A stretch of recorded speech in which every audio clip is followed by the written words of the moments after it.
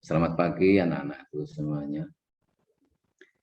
Pada pagi ini saya akan menyampaikan materi, tapi sebelumnya semoga kesehatan, keselamatan ada pada kita semuanya. Untuk ya kondisi sekarang ini, pesan saya tetap jaga kesehatan, jaga imunitas. Kalau nggak penting nggak usah tulang-tulang kemana, makan yang banyak, berpikir positif dalam rangka menjaga imunitas kita. Klaten masih dalam level 4, jadi hati-hati. Tapi walaupun begitu kita nggak perlu takut, cuma harus pintar-pintar menjaga diri kita sendiri. Oke. Untuk geografi semester ini ada 2 KD. Yang pertama tentang konsep wilayah dan tata ruang. Yang kedua nanti interaksi desa kota. Kita bahas dulu yang konsep wilayah dan tata ruang. Saya akan menerangkan dari bahan PPT yang sudah saya kirim lewat Google Classroom. Jadi nanti sekiranya masih ada yang kurang jelas, kamu bisa tanya lewat WA saja, tidak lewat sini. Mari kita mulai. Konsep wilayah dan tata ruang.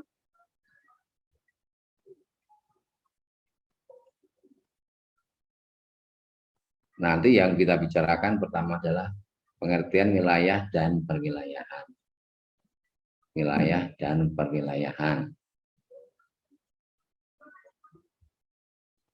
Wilayah untuk geografi itu merupakan konsep yang penting. Wilayah, bicara wilayah, itu di geografi amat sangat penting. Mungkin di mapel-mapel yang lain tidak menjadi ukuran, tapi kalau geografi, bicara wilayah itu bicara hal yang penting.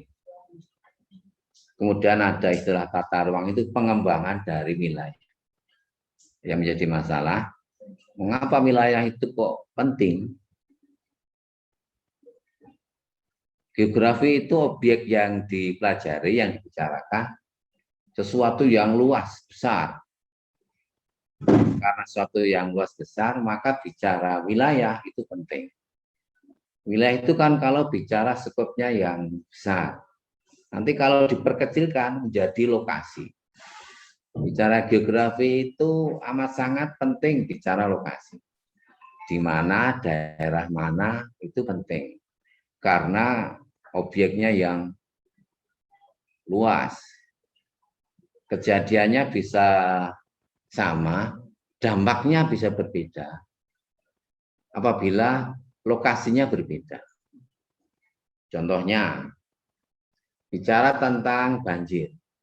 Kalau daerah-daerah tertentu, daerah dataran rendah, pantai misalnya Jakarta, Surabaya, Semarang, itu bagi masyarakat seperti itu, masyarakat pantai itu bukan hal yang luar biasa kalau terjadi banjir. Dan tidak akan menjadi suatu yang istimewa kalau itu terjadi ya di daerah seperti itu. Tapi akan lain bicaranya, akan lain masalahnya. Munculnya masalah akan lain kalau di tempat yang secara wilayah, secara letak, kemungkinan untuk banjir kecil. Tapi terjadi.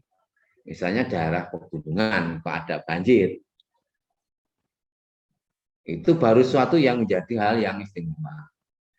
Sehingga wilayah itu amat sangat penting bicara geografi. Karena fenomenanya sama, fenomenanya bisa sama, tetapi lokasinya berbeda, bisa berdampak berbeda.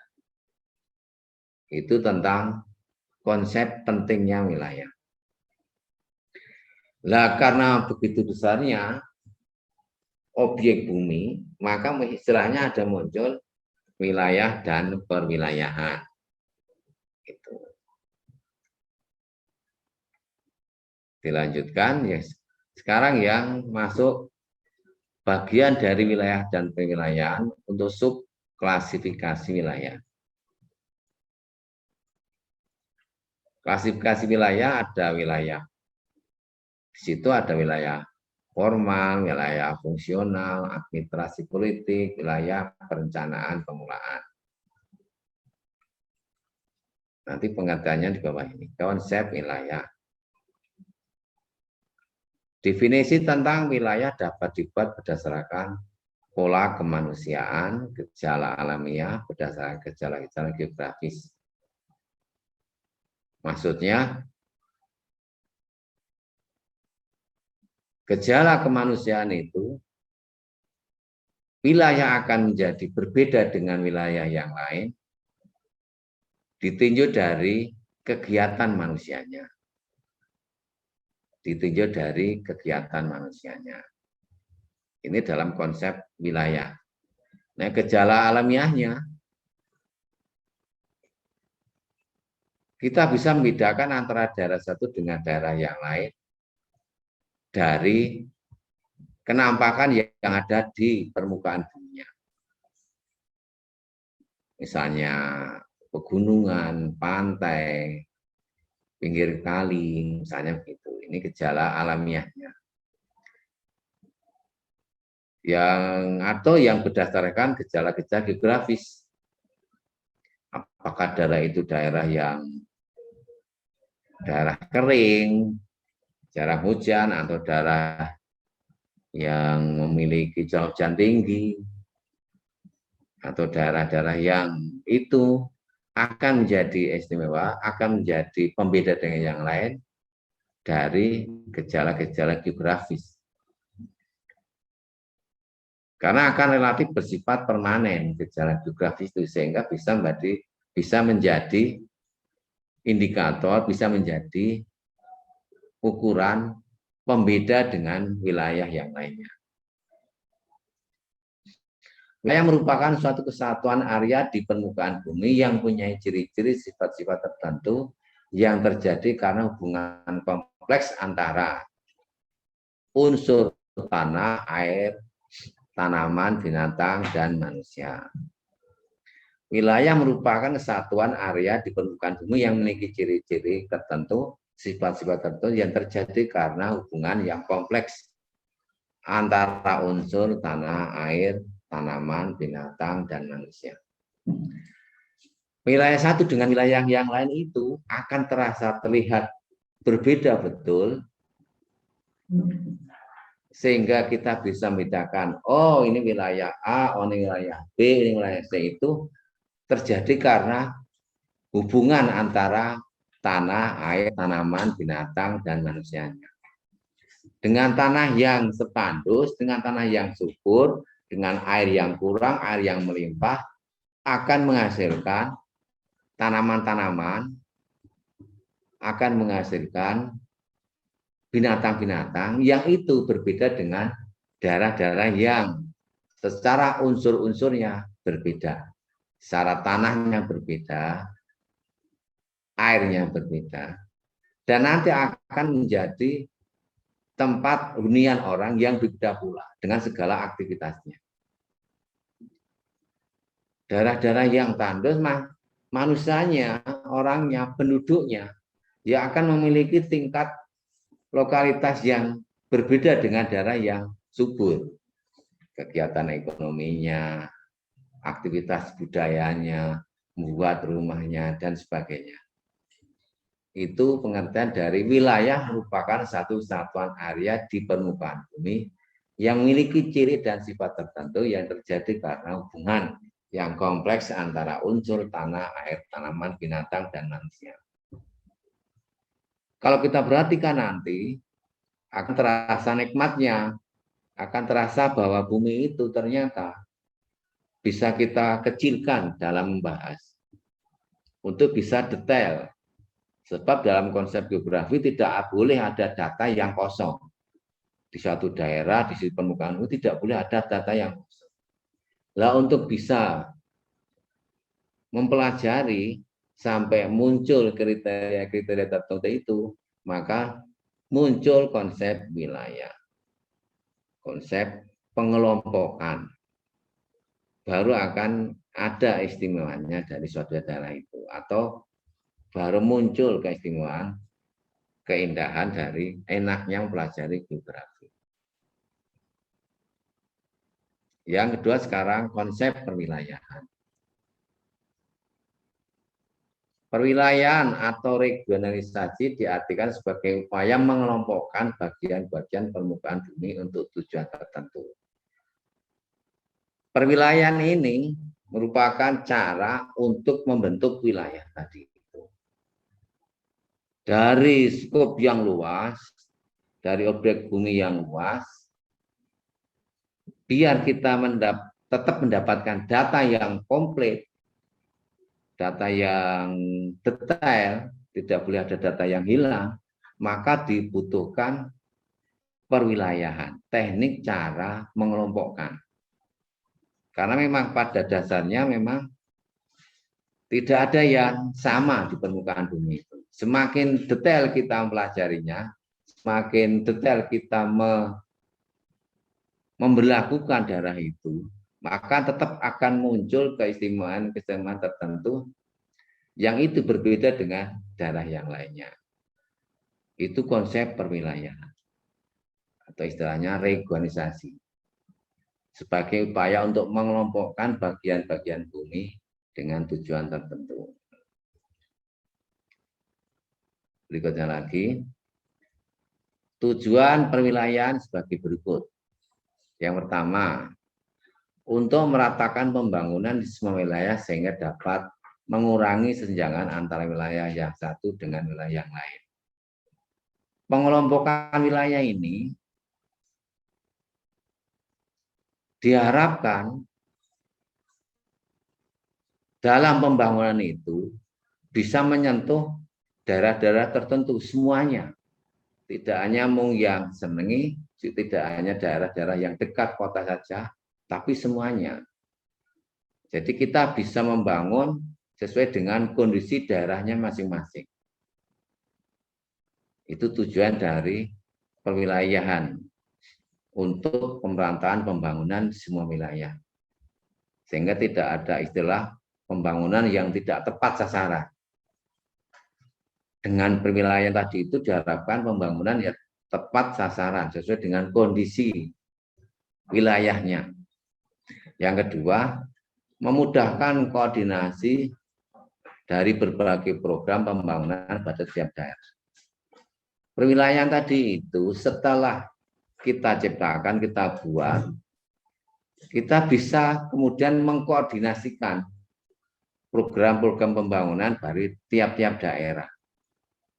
Mana yang butuh apa yang butuh di mana dan sebagainya itu kita bisa koordinasikan. Yang sekiranya daerah ini dengan kondisi seperti ini, oh dibutuhkan penyelesaian pembangunan dengan cara begini. Ini bisa terjadi di daerah tempat lain-lain yang kebetulan mungkin mempunyai sifat karakter wilayah yang sama.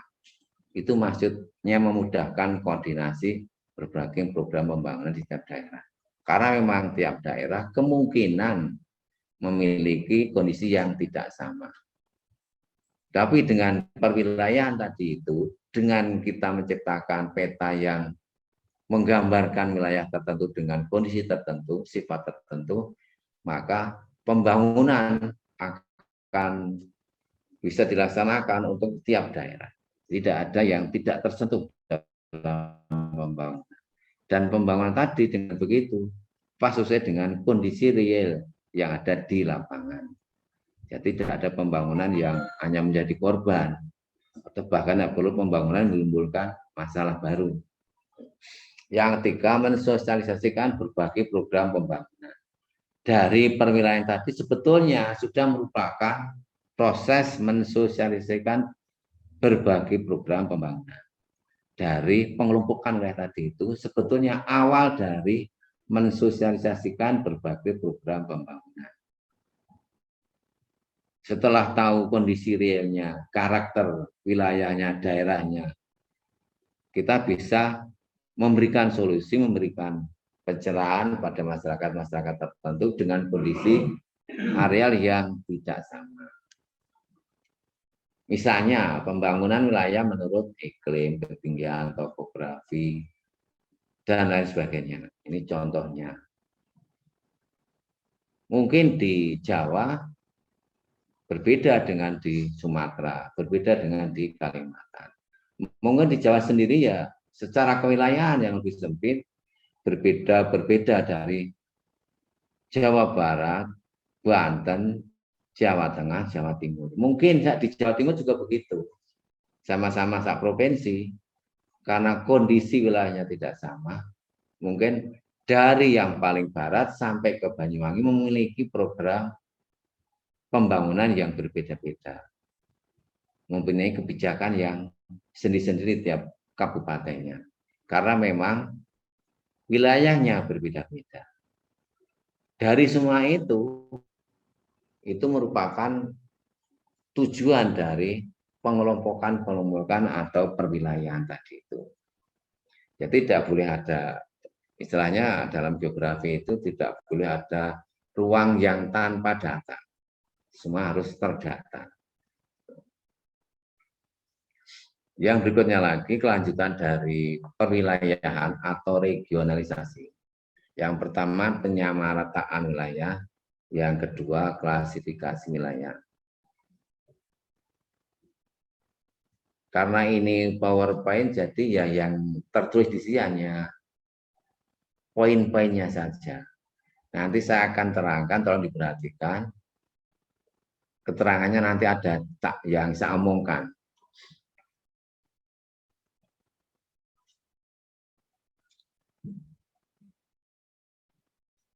Metode yang pertama, penyamarataan wilayah. Metode ini berusaha mencari yang sama, daerah-daerah yang sama, penyamarataan wilayah, unsur-unsur yang sama, itu perwilayahan. Jadi yang sekiranya tidak mempengaruhi, tidak ada pengaruhnya yang besar, itu tidak dianggap bermasalah, maka itu dianggap tidak ada. Yang dicari kesamaannya. Dari berbagai macam penampakan yang ada di bumi ini, mesti ada unsur samanya. Walaupun tidak semua sama. Yang dicari yang sama. Nah, yang sama itu kemudian bisa dikelompokkan. Itu namanya penyamarataan wilayah. Yang kedua, klasifikasi wilayah. Klasifikasi wilayah ini sudah tidak berbeda dengan penyamarataan wilayah. Kalau klasifikasi wilayah ini diambil dari berbagai kondisi real di masyarakat, di daerah, di objek, di wilayah, di daerah yang memiliki ukuran kriteria tertentu. Sehingga kemudian kita bisa mengelompokkan, mengklasifikasikan, oh darah ini itu A, darah ini B, darah ini C, oh darah A ini positifnya di bidang ini, darah B positifnya di bidang ini. Itu klasifikasi wilayah. Ini bisa diambil, bisa terwujud dari setelah penganalisian lewat penyamarataan wilayah. Setelah yang disamaratakan tadi diambil, kemudian muncul yang tidak sama. Lah, yang tidak sama tadi itu bisa menjadi ukuran dalam pengklasifikasian wilayah. Itu metode perwilayahan yang klasifikasi wilayah. Dalam gambar itu contohnya pengelompokan penyamarataan wilayah di negara bagian di Amerika itu. Jadi di Amerika itu kalau mau perhatikan wilayahnya kan kotak-kotak, hampir kotak-kotak. Itu karena dianggap sama. Itu penyamarataan wilayah. Tapi realnya dalam klasifikasi wilayah itu gambar warna gambarnya. Dalam warna gambarnya itu diklasifikasi wilayah. Nah, penyamarataannya yang wilayah yang kotak-kotak itu, yang hampir kotak-kotak itu. Tapi kalau yang klasifikasi wilayahnya yang berbagai macam gambar. Itu penyamarataan wilayah dan klasifikasi wilayah. Berikutnya lagi, faktor dinamika perkembangan wilayah.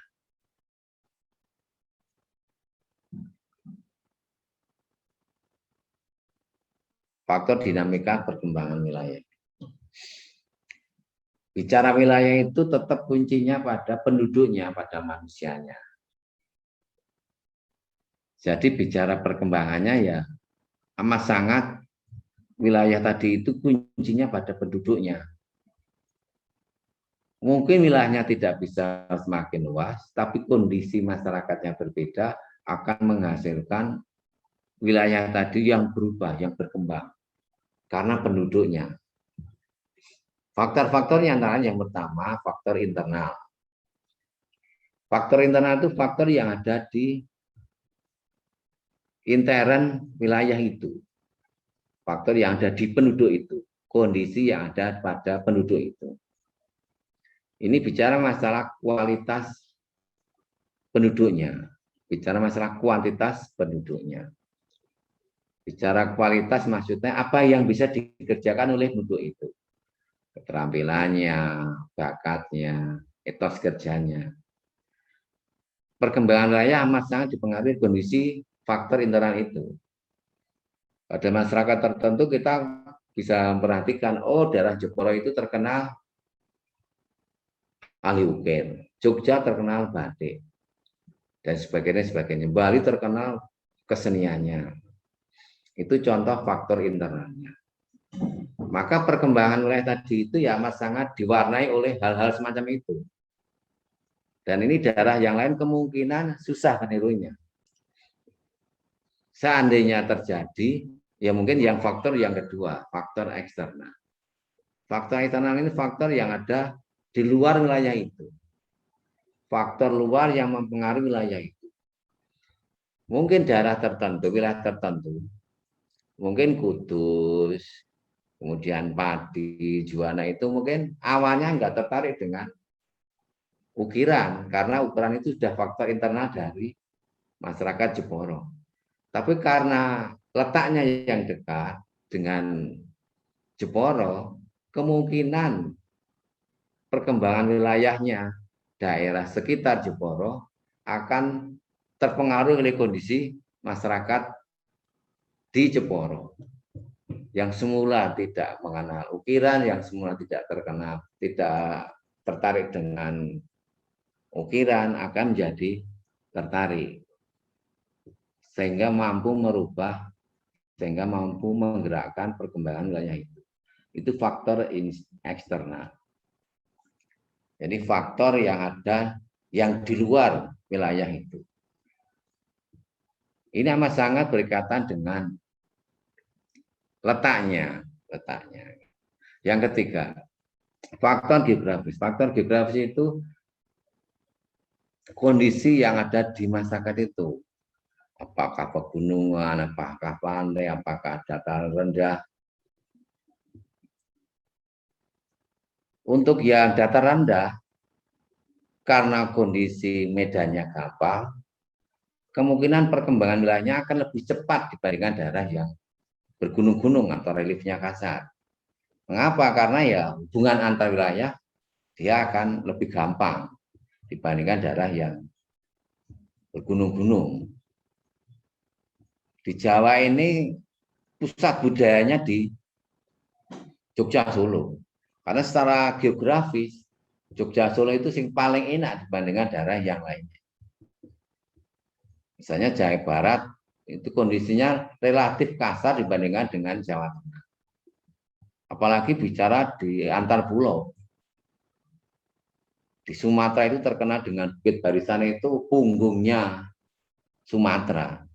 Itu dia bisa membelah berpengaruh ke dua wilayah. Yang barat Bukit Barisan dan yang timur Bukit Barisan. Ini berbeda. Kalau yang barat relatif terjal, yang timur relatif landai.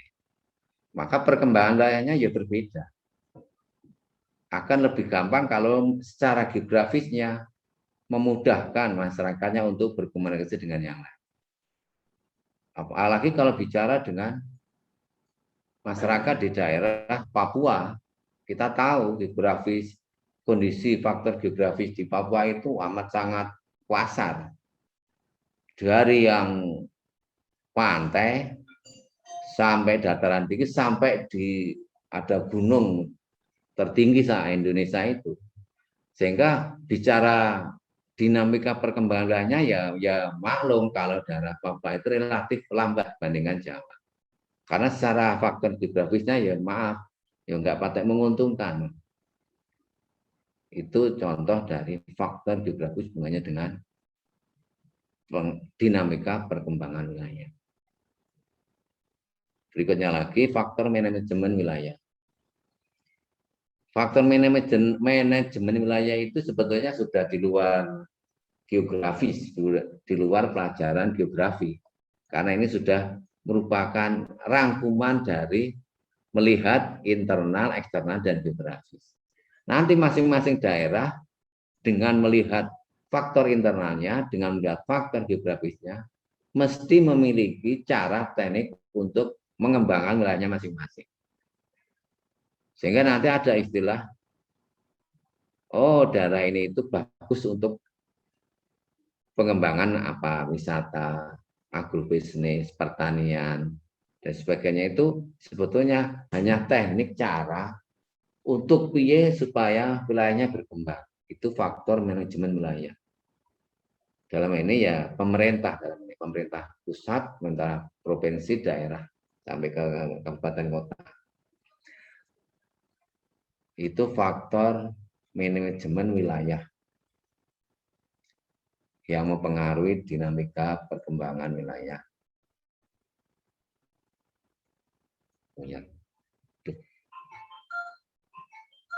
Sebentar ada munyal punya. Faktor historis. Faktor historis. Faktor historis bisa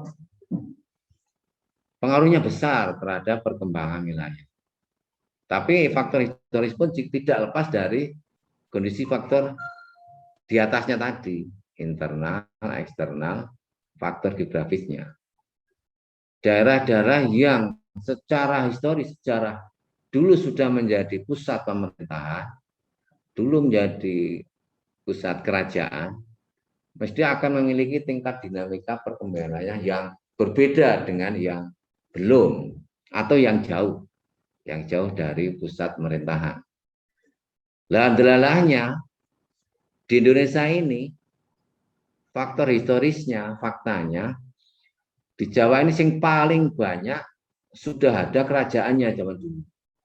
Itu sebetulnya mereka muncul kerajaan itu karena memang secara geografisnya, secara internalnya itu sudah memang memungkinkan untuk munculnya kerajaan. Dibandingkan dengan daerah-daerah yang lainnya, tidak aneh lagi kalau di Jawa malah memiliki tingkat dinamika perkembangan wilayahnya lebih cepat dibandingkan daerah yang lainnya. Karena faktor historisnya. Karena memang sejak lama sudah ada pemerintahannya. Bahkan sebelum Belanda sudah ada. Belanda itu menguasai Indonesia tidak yang lain-lainnya, dicekel Jawa dulu karena memang pemerintahnya di Jawa. Di Kalimantan luasnya besar, wilayahnya luas, besar pulaunya. Tapi kalau kamu perhatikan, di sana hanya beberapa kerajaan yang muncul. Di Papua malah tidak ada. Kemudian baru ada. Tapi kalau di Jawa, kerajaannya sejak dulu sudah banyak dan sini berganti. Jadi sudah ada dinamika perkembangannya secara historis. Berikutnya lagi, itu tentang faktor-faktor yang mempengaruhi tentang dinamika perkembangan wilayah.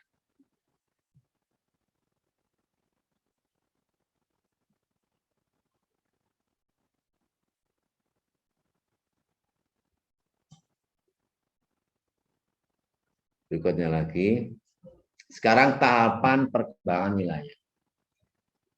Tahapan perkembangan wilayah. Yang pertama, tahapan perkembangan wilayah dilihat dari sosial ekonomi. Kita bisa melihat, bisa merhatikan, bisa membandingkan wilayah satu dengan wilayah yang lain memiliki tingkat perkembangan yang tidak sama. Ini bisa dilihat dari yang pertama tadi itu, tahapan perkembangan wilayahnya dalam tinjauan sosial ekonomi. Ini perkembangan wilayah ini melihatnya dari kondisi sosial ekonomi masyarakatnya. Masyarakat yang mempunyai tingkat sosial ekonomi yang tinggi dalam perkembangan wilayah itu masuk dalam tahap perkembangan wilayah dalam tinjauan sosial ekonomi.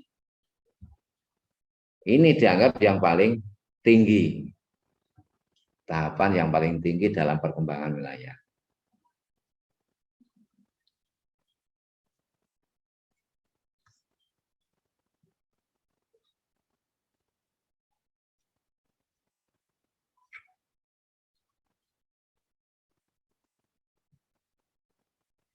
Yang kedua, tahap perkembangan wilayah dalam tinjauan geografis. Kalau tahapan perkembangan wilayah dalam tinjauan sosial ekonomi ini karena menjadi ukurannya, maka ya dia akan memiliki tingkat perkembangan yang paling tinggi, yang paling cepat, yang paling banter dalam perkembangan wilayah. Karena ini bicara masalah orangnya. Yang kedua, tahapan perkembangan wilayah dalam tinjauan geografis. Ini relatif statis, diam. Karena memang untuk perubahan geografisnya memang relatif sulit. Wilayah itu akan berubah secara geografisnya, memang dibutuhkan sesuatu yang luar biasa. Sehingga dalam tahapan ini perkembangan wilayah dalam tinjauan geografis itu dianggap yang kedua, tahapan yang kedua. Yang berikutnya lagi.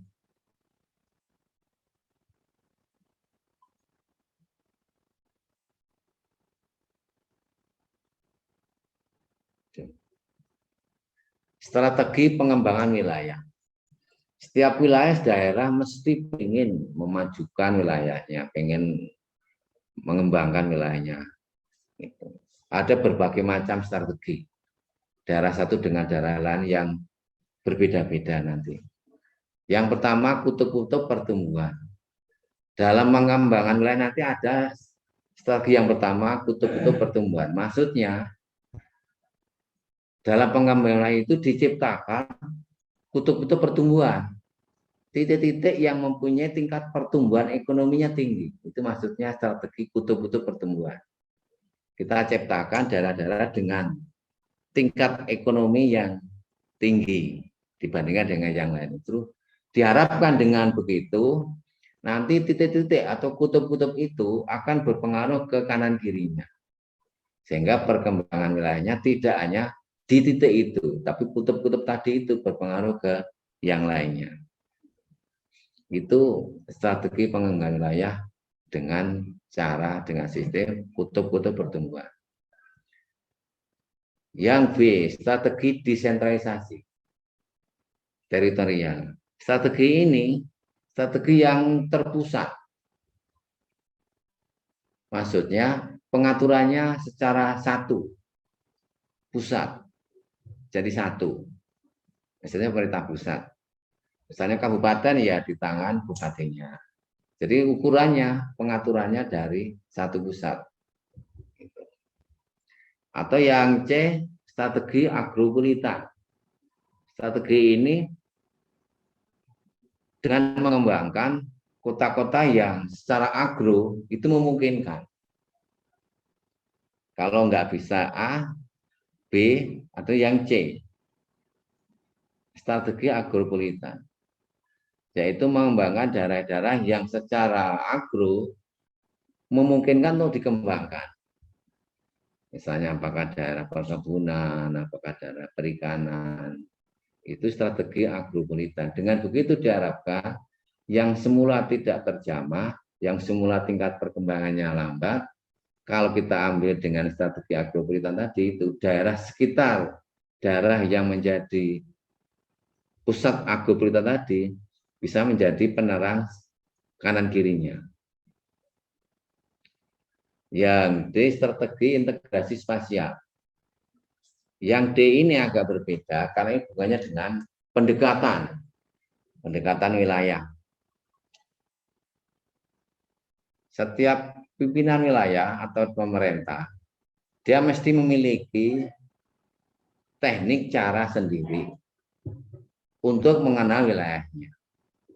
Apa yang bisa dikerjakan. Nah, ini istilahnya strategi integrasi spasial. Pendekatan ke ruangannya. Kalau saya bupati misalnya, saya mesti sudah tahu wilayah saya.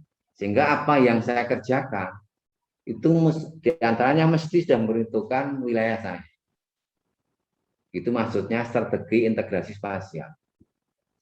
Ini tunjuknya pada pendekatan ke ruangan. Oh, daerah ini cocok untuk pengembangan wilayah. Untuk pengembangan ini, daerah ini untuk pengembangan ini, daerah ini pengembangan ini, misalnya begitu. Itu maksudnya strategi integrasi spasial. Atau yang ke-5, strategi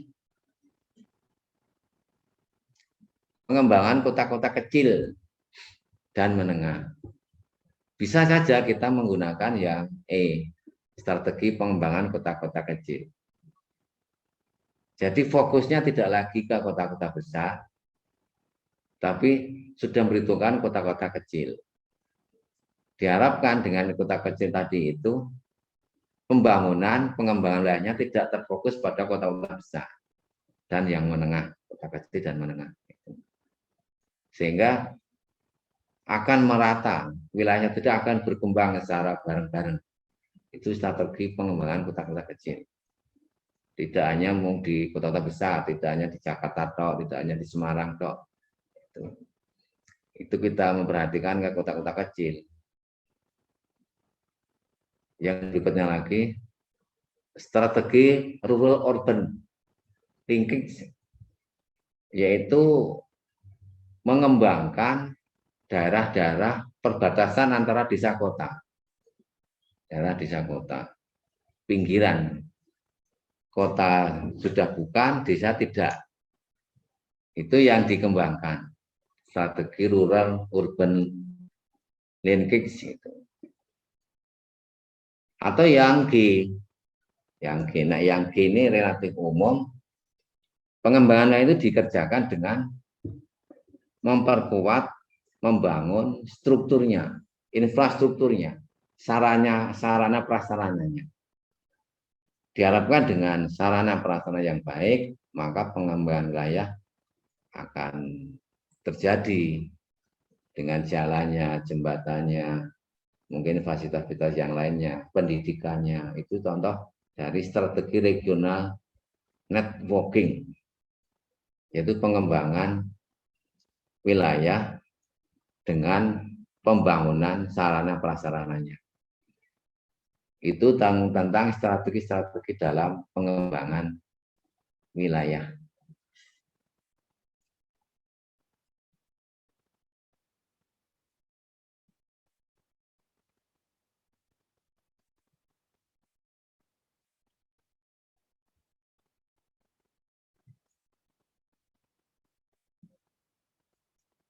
Berikutnya lagi,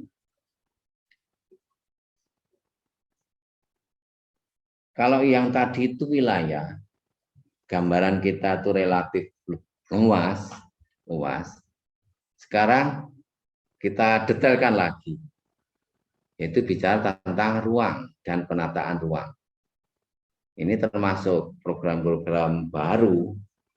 Kalau yang tadi itu secara alamiah begitu, kalau ini memang diciptakan. Jadi kalau yang tadi itu global wilayah, kalau ini sudah mengarah ke ruang yang lebih sempit, daerah yang lebih sempit. Itu maksudnya pengertian ruang dan penataan ruang nanti.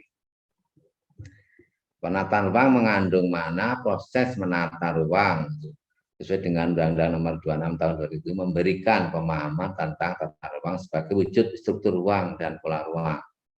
Itu pengertian ruang dan penataan ruangnya.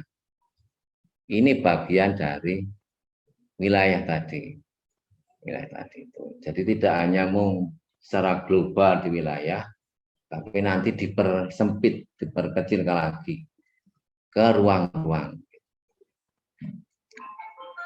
Yang semula hanya melihat Jawa Tengah, Jawa Timur, Jawa Barat, Banten, tapi sudah mengarah ke Banten lebih sempit lagi, Jawa Tengah lebih sempit lagi.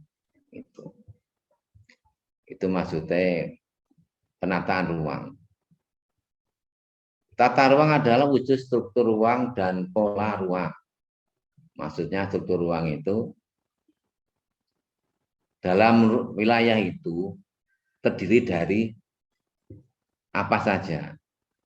Dalam wilayah itu dipakai untuk apa saja. Itu maksudnya struktur ruangnya terdiri dari apa saja. Apakah tinggal pertanian, apa tinggal industri, apakah tinggal kegiatan bisnis yang lainnya, pertokoan, perkantoran, itu struktur ruang. Dan pola ruang. Pola ruang itu gambaran dari penggunaan ruang. Dari struktur ruang yang tercipta nanti akan muncul pola ruangnya. Pola ruangnya. Struktur ruang bisnis akan memiliki gambar ruang yang berbeda dengan struktur ruang di daerah pelabuhan, daerah pemukiman, akan berbeda pola ruangnya. Bangunan yang muncul, gambar yang muncul akan berbeda. Itu pengertian tata ruang. Nah, pengertian bahan struktur ruang adalah susunan pusat-pusat permukiman, sistem jaringan, prasarana sarana yang berfungsi sebagai pendukung kegiatan sosial ekonomi masyarakat. Sedangkan pola ruang merupakan distribusi peruntukan ruang untuk fungsi lindung.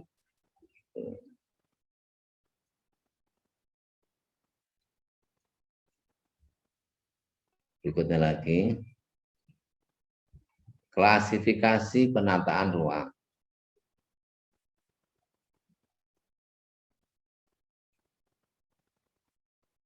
Klasifikasi penataan ruang yang pertama, penataan ruang berdasarkan sistem terdiri sistem wilayah dan sistem internal perkotaan. Dalam penataan ruang itu, sistem yang dipakai apakah sistem wilayah atau sistem internal perkotaan. Itu klasifikasi penataan. Nanti wilayah satu dengan wilayah lain berbeda dalam pengklasifikasian penataan ruang itu. Dilihat dari kondisi geografisnya dan masyarakatnya. Yang kedua, penataan ruang berdasarkan fungsi utama kawasan dari kawasan lingkungan atau kawasan budaya. Penataan ruang itu nanti ada yang mengutamakan, mengambil hal yang positif dari untuk kawasan budaya atau kawasan lingkungan. Akan terlihat nanti. Harusnya seperti itu. Tidak ada penumpukan atau campuran dari penataan ruang untuk kegiatan satu dengan yang lain, tapi sudah ada penataan. Sehingga akan menghasilkan pola ruang yang berbeda-beda. Atau penataan ruang berdasarkan wilayah administrasi. Kalau ini yang sedari banyak kan yang ini wilayah administrasi. Wilayah kota, desa, kelurahan, kabupaten, itu penataan ruang secara administrasi. Secara alamiah biasanya munculnya begitu. Berikutnya lagi, penataan ruang berdasarkan kegiatan-kegiatan kawasan yang terjadi penataan ruang kawasan perkotaan dan penataan ruang kawasan pedesaan. Ini jelas, penataan itu bisa dilakukan berdasarkan kegiatan masyarakatnya. Apakah penataan ruang untuk kawasan perkotaan, penataan ruang kawasan pedesaan. Tapi untuk negara kita ini masih terlalu sulit untuk begini ini. Karena banyakkan penataan ruang itu tertata secara alamiah, Mungkin kalau di ibu kota yang baru nanti, mungkin baru bisa diterapkan yang begini ini. Tapi di Jakarta antara hotel dan pemukiman jejer. Nah, perlu antara sekolah dengan hotel jejer, wah payah kan gitu. Yang kelima, penataan ruang berdasarkan nilai strategis kawasan.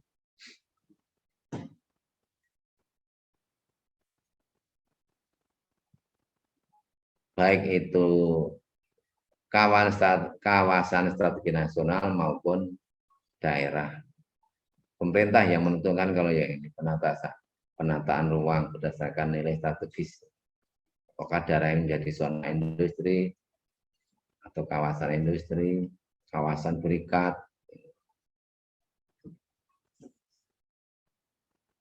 Berikutnya lagi, konsep wilayah dan tata ruang yang kedua, tata ruang dan penataan ruang. Nah, ini rotok rumit kalau yang ini. Struktur penataan ruang menurut Undang-Undang tahun 2007 nomor 26 terdiri dari 3 batasan. Struktur ruang menurut hierarkinya khususnya dari provinsi, kabupaten, dan kota. Itu tentang struktur ruang.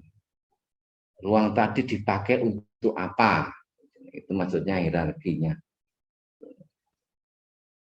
Per provinsi, kabupaten, kota.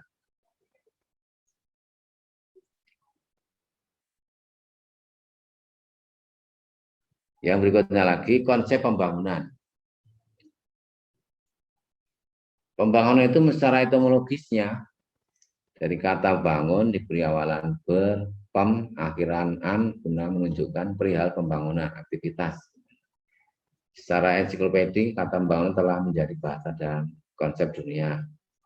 Pembangunan disamakan dengan pertumbuhan, pembangunan itu disamakan dengan rekonstruksi, pembangunan disamakan dengan modernisasi, istanisasi, perubahan sosial, pembebasan. Ini masing-masing itu pembangunan, konsep pembangunan secara ensiklopedik.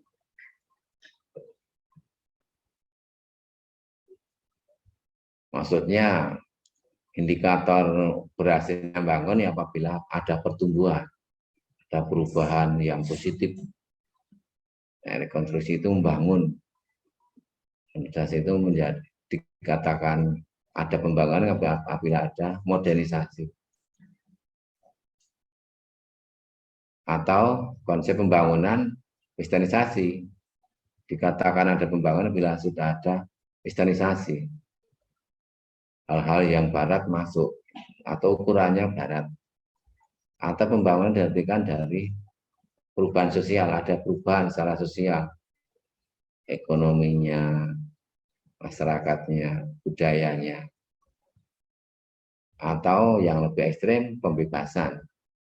Pembebasan ini bisa diartikan dalam konsep pembangunan, karena bicara pembebasan itu hubungannya dengan individu, atau pembaharuan, kemampuan untuk menerima keberbedaan, atau pembangunan bangsa.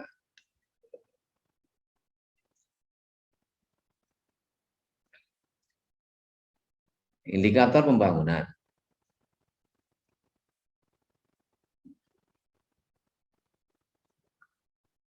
Yang pertama indikator kuantitatif. Bisa memperhatikan itu, meliputi ekonomi, politik, sosial, demografis, lingkungan. Pembangunan tadi itu, pembangunan itu bisa dilihat dari kalau di situ ada proses pembangunan, diantaranya dari ekonominya membaik, itu ekonominya baik, pendapatan masyarakatnya tinggi, atau faktor politiknya, meliputi faktor politik masyarakatnya udah tahu tentang politik.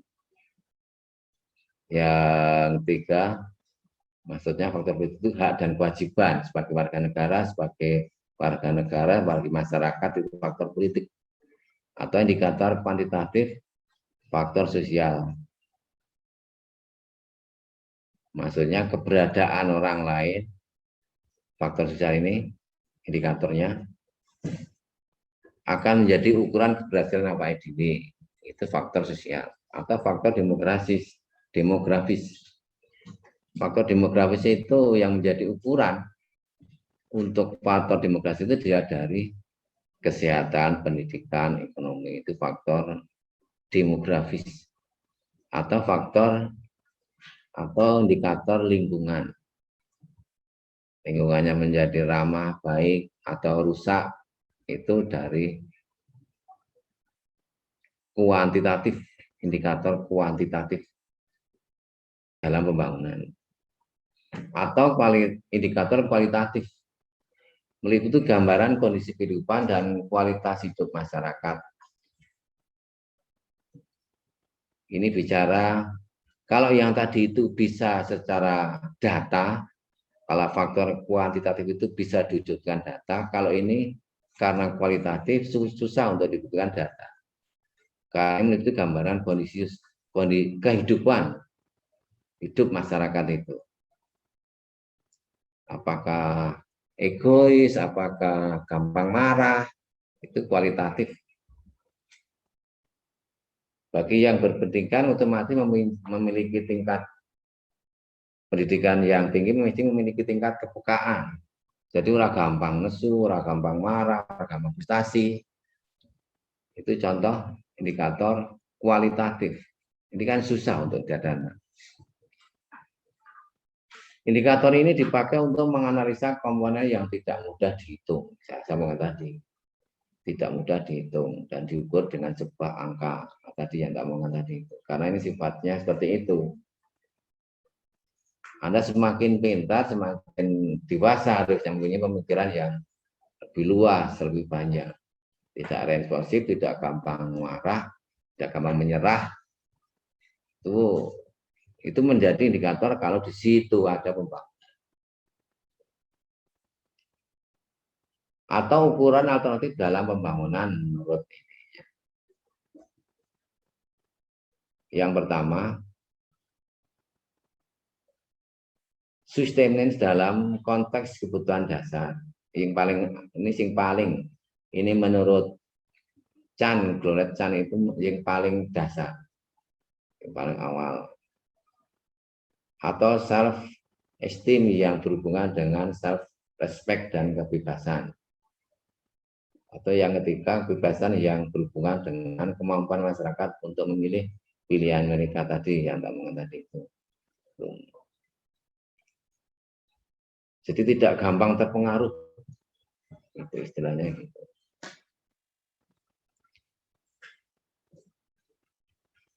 Berikutnya lagi, pusat pertumbuhan wilayah di Indonesia. Dari rangkuman itu, Indonesia yang begitu luas, kita berusaha ya menciptakan suatu wilayah yang merata pembangunannya, wilayah pembangunannya, sehingga diciptakan pusat-pusat pertumbuhan. Jakarta adalah satu wilayah di Indonesia yang mengalami perkembangan yang besar, begitu juga kota-kota lainnya di Indonesia, sehingga setiap daerah mempunyai pusat pertumbuhan yang menjadi daya tarik bagi tenaga buruh pengiraan ini. Terusnya kalau waktunya jam berapa? Ya.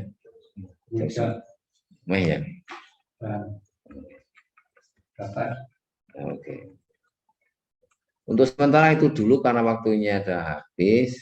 Sekiranya nanti yang saya sampaikan tadi kurang jelas, sekali lagi kamu bisa tanya ke saya lewat grup atau lewat WA, japri ke saya. Gitu.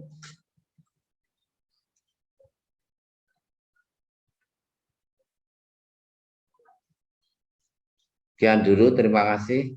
Lebih kurangnya minta maaf. Pesan saya tetap jaga kesehatan, semangat, optimis. Assalamualaikum warahmatullahi wabarakatuh.